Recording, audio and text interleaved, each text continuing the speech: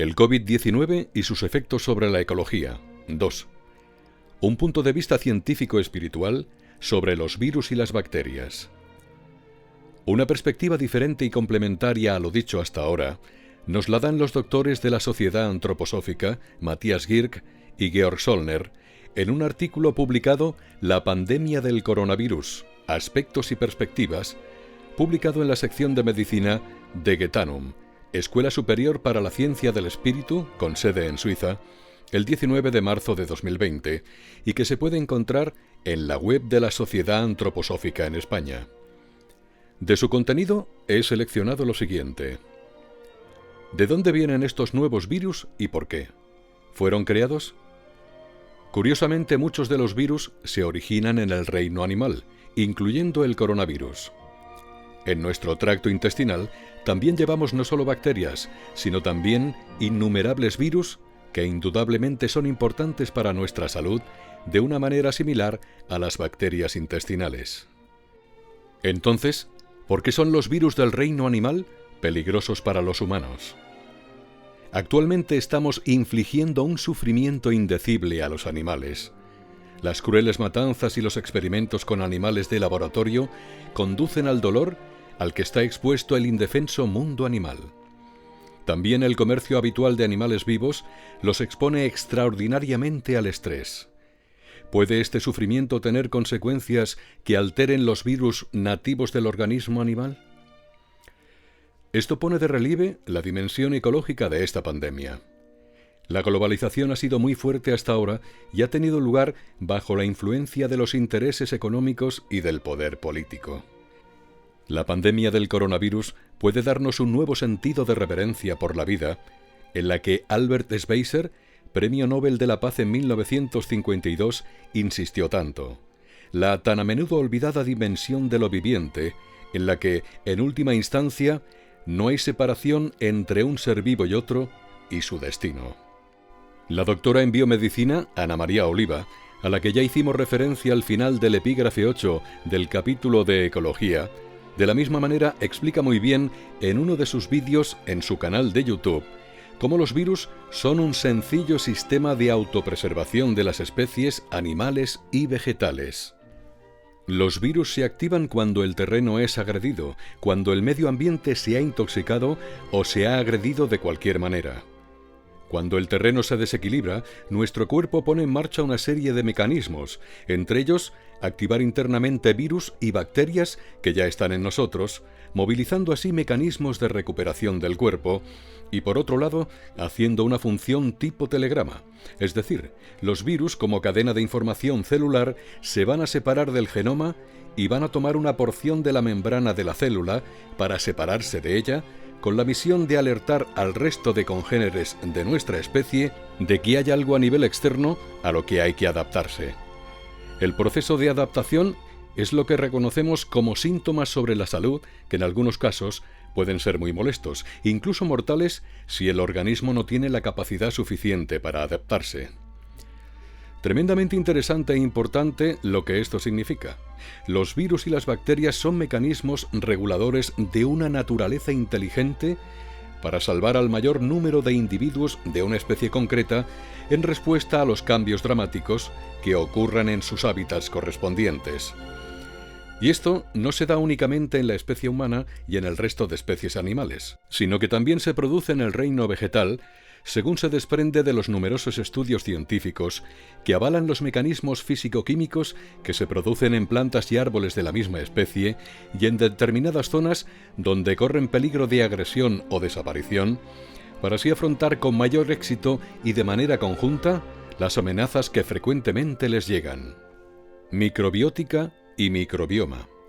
Según la ciencia de la biología, la microbiótica es el universo interior de un organismo pluricelular que, aparte de las células, está compuesto por distintas comunidades de virus, hongos y bacterias.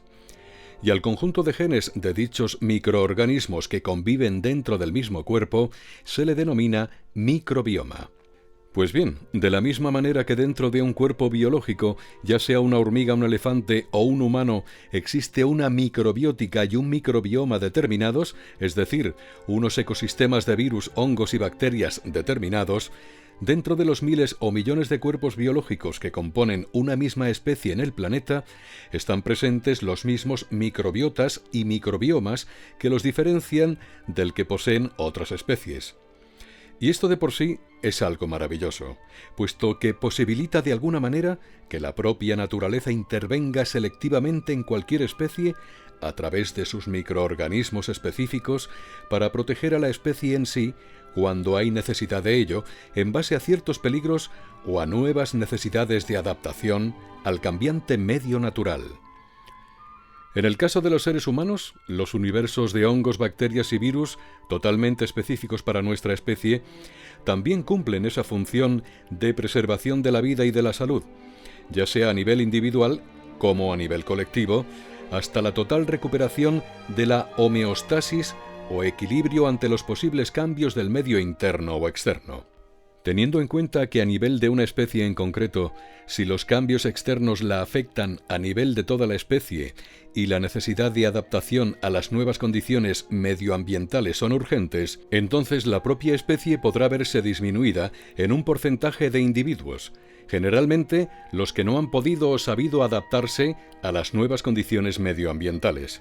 Y precisamente los nuevos factores medioambientales que suponen una mayor presión, estrés o peligro para una o varias especies sirven de disparadores o activadores de la información codificada en el microbioma interno de los individuos más expuestos, traspasando en caso necesario dicha información a sus congéneres más cercanos a través de la microbiótica, generalmente a través de los virus. A diferencia de los hongos y bacterias, los virus no son organismos vivos porque, a diferencia de los anteriores, no tienen sistemas digestivos o reproductivos. Los virus son cápsulas de proteínas inertes que envuelven información de ADN o ARN y los organismos los producen para descomponer las sustancias nocivas que puedan estar presentes en su interior. Posteriormente, si el cuerpo no puede desechar tales sustancias tóxicas, pasarán a intervenir las bacterias para su total disolución y eliminación. El organismo producirá mayor cantidad de estos disolventes, virus y bacterias, conforme más intoxicación interna exista hasta que ésta desaparezca y por lo tanto también dejarían de producirse estos microorganismos defensivos. La conclusión es que los virus solo pueden activarse y aumentar en número cuando el cuerpo intoxicado no puede limpiarse por sí mismo ni con la ayuda exclusiva de las bacterias. Para protegerse, un organismo biológico puede almacenar una enorme cantidad de virus diferentes que permanecerán inactivos hasta que surge la necesidad de ser activados para propagarse y realizar su valioso trabajo. Una vez realizado con éxito, el propio cuerpo produce los anticuerpos necesarios para eliminar la mayoría de virus que ya no son útiles. Por tanto, ante este sistema perfecto de autorregulación, vacunar a una persona para invocar la producción de anticuerpos no es nada recomendable, porque interfiere con los mecanismos naturales de autosanación del propio cuerpo, siendo por tanto las vacunas una de las armas más peligrosas de la medicina. Un arma de destrucción masiva, según el terapeuta y escritor Andreas Moritz. Los virus no causan enfermedades ni son el enemigo a batir.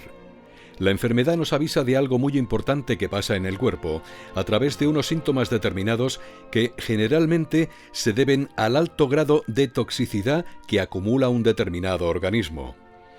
Y si tales síntomas lo manifiestan a la vez miles o millones de personas en un lugar determinado o en todo el mundo, es que la especie entera debe adaptarse a los nuevos requerimientos del medio ambiente.